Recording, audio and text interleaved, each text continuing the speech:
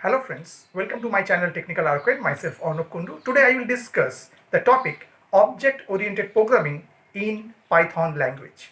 Python supports multi-paradigm programming approaches. One of the popular approach to solve the program is by creating object, and this is known as object-oriented programming.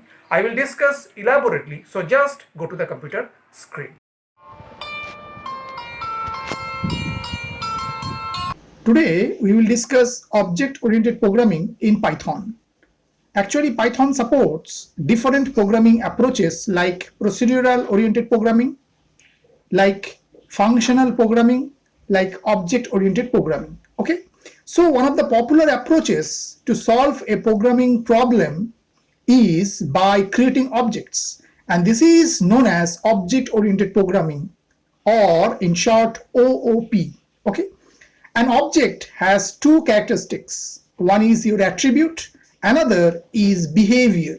Actually, the variables within the object-oriented programming is known as attributes, and the methods within the object-oriented programming are known as behavior.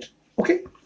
Now, the concept of object-oriented programming in Python focus on creating reusable code. When we talk about OOP, then first two important parts are, one is class, other is your object. A class is a blueprint for the object, and a object is an instantiation of a class. When class is defined, only the description for the object is defined. Therefore, no memory or storage is allocated.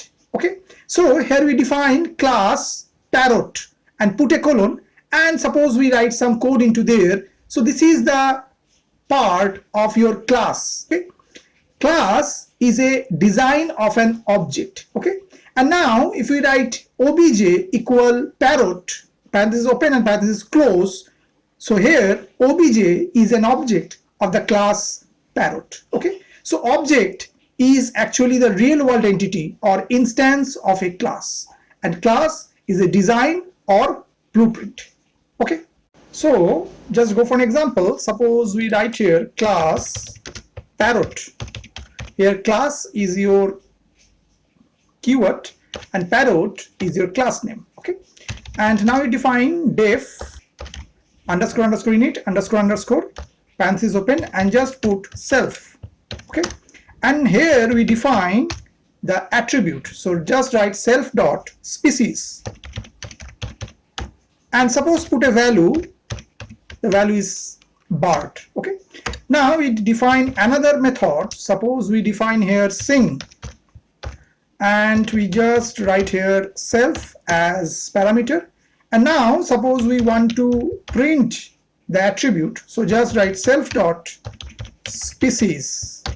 Okay, and after what happened, we should instantiate the object of that class parrot. So we define an object BLU and then write parrot.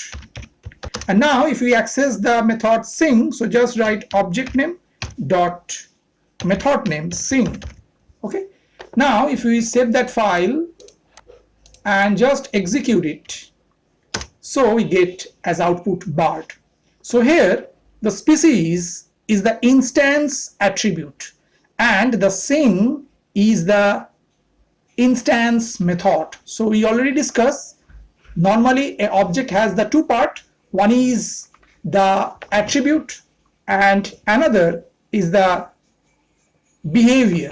Okay, so behavior is your method and attributes is your the variables. Okay, and here a special methods define underscore underscore init underscore underscore. It is the initializer method that is first run as soon as the object is created. Okay, and also this method is also known as your constructor, and the self is used the object which is currently executed.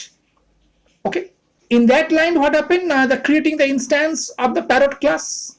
Okay, and this is the call for the method which is defined within the class parrot. Okay, this method call can be defined in another way. So just write parrot and then provide a dot and then just write sing, and then as an argument blue means the object name.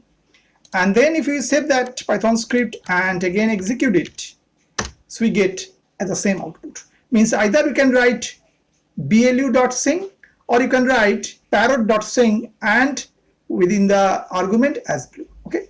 More about this object-oriented program I will discuss in my upcoming video. Okay. So keep watching my channel Technical ArCoAn. Thank you. I hope that you have understood today's topic. For more videos, keep watching my channel Technical ArCoAn. Thank you and bye-bye.